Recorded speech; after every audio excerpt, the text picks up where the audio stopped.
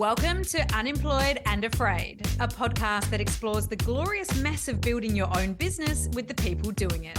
I'm your host and fellow business builder, Kim Curtin. Thank you for being here. Let's get into some good, honest, small business chat. A huge part of building any type of business, everybody will tell you, is market research. I don't just mean the formal type of market research where you're speaking with consumers and analyzing analytics. I mean the more casual type of market research. This is the type of research we tell ourselves we're doing when we're having a cheeky scroll on the socials, looking out for interesting trends or post styles, knowing very well that the likelihood it'll lead to our own content creation is low. But we tell ourselves we're doing that research.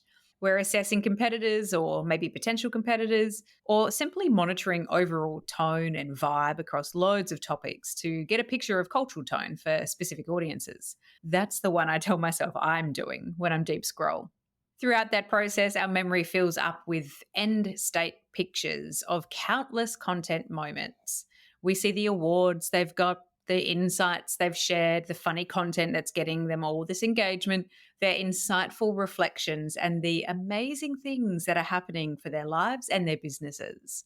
And when we're not using the research excuse, we're using the inspo excuse for sure. I definitely use that one. Clicking on the stories or stopping the scroll for those 2 or 3 people that are perched right on top of our pedestals. Those people who seem to absolutely nail it with their posts, are constantly dropping gems that you're just like, yes, hashtag obsessed to. Then you close it and attempt to get back to building your own thing.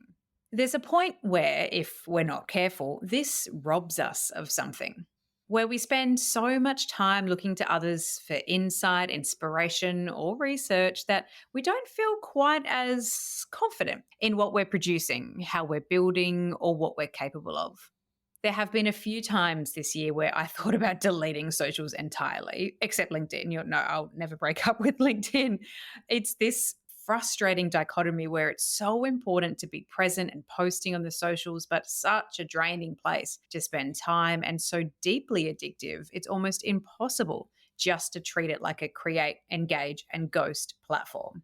If you have managed to work out how to do that, please contact me and tell me all of your secrets immediately. But for those of us who are there subtly or consciously consuming, comparing, and crushing on other people, I want to explore a new approach. I want to explore crushing on ourselves as a more nourishing and conscious strategy.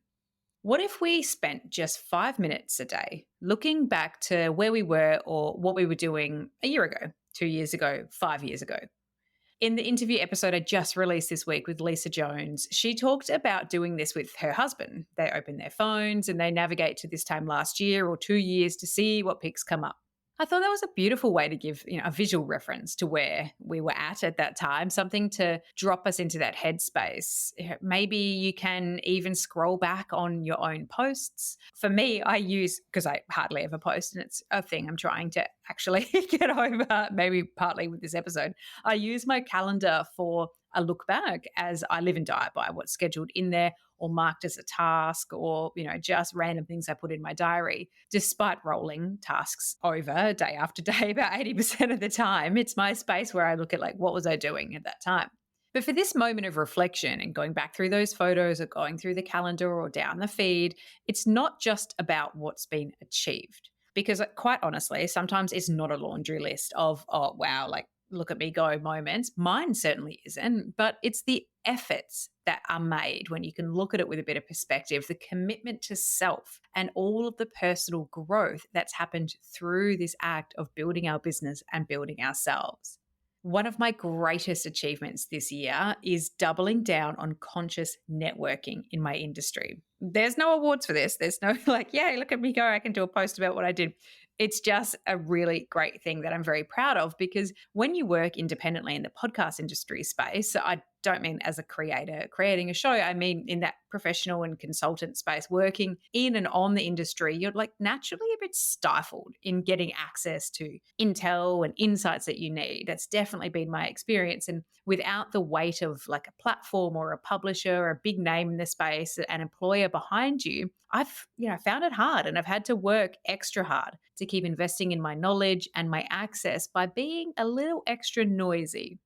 I took myself to London for the world's biggest podcast conference for the world's shortest turnaround trip. I think it ended up being it's like 7 days, including travel, but it was like 4 days on ground or something. Hard, do not recommend doing that again, but it was the best that I could do at the time. But while I was there, I introduced myself to countless amazing people. I asked questions of influential people, and I met people who introduced me to other people. Like, you get the vibe. I was getting myself into the conversation. And I've spent days of my life on LinkedIn sharing my knowledge and insights and ideas about the podcast industry, and specifically, of course, for brands. And I've been developing that reputation and leveraging that reputation through being present to make connections and have real conversations with real humans in real meetings just off the screen, and get myself on the behind the scenes meetings and presentations that wouldn't be so easy to access unless I was out there and being a little bit noisy. Doing that, though, meant I had to develop comfort in the really uncomfortable. Like, networking is really uncomfortable for most people. Reaching out and not hearing back, that always sucks. Feeling like a little Nigel no friend at events, that's definitely happened plenty. Sharing my insights and opinions, you put yourself out there for feedback or, for people to pick holes in what you say. It's always so brutal to do. But that stuff that we do, whatever that is, whatever that adds up to, it all takes micro acts of bravery. And that shouldn't be dismissed. And those micro acts of bravery, they add up to developing a sense of boldness, which is the thing that I'm so proud of this year. And that boldness will serve us for the rest of our professional lives when we do it. These are the things that we do when we invest in our personal growth through entrepreneurship, because we know the two cannot be separated, and it stays with us no matter what we do throughout our professional lives. And I'm crushing on myself hard for that. The end of the year makes it feel a little easier for us to be reflective, right? So maybe you're doing the same, thinking about things right now if you're listening to this show in real time. But because you're a business builder or an aspiring one, you'll know what I mean when I say the end of the year, honestly, it means nothing. We need to reinvent ourselves, start over, and try again every single day. Sometimes in the middle of the day, those ones where you're like a total mess in the morning, but by lunch you're a powerhouse. We know what it means to lift ourselves back up, and that is absolutely worth seriously crushing on. So something I think will serve us well is if we consciously make more time to crush on ourselves in small and informal ways. It doesn't need to be big, and you don't need to do a post about it.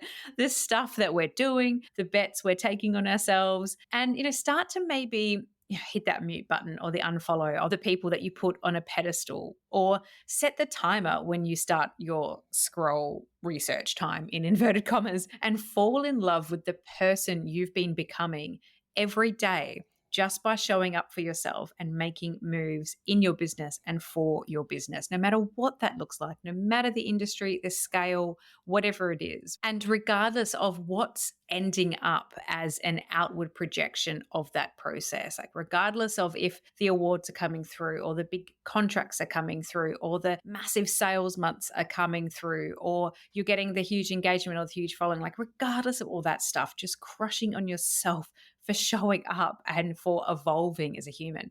If you haven't listened to that episode with Lisa Jones yet, do queue it up as your next listen, as I think you'll really enjoy all the perspectives we discuss. I'll make sure to put it in the show notes for you. And while you're there, make sure you've subscribed to the Unemployed and Afraid Substack to get all the good stuff into your inbox. There is some really good stuff in there too.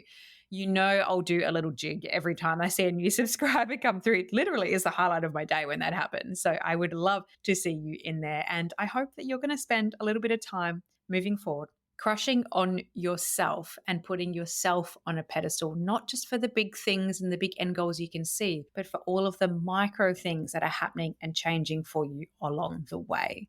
Let's go get it.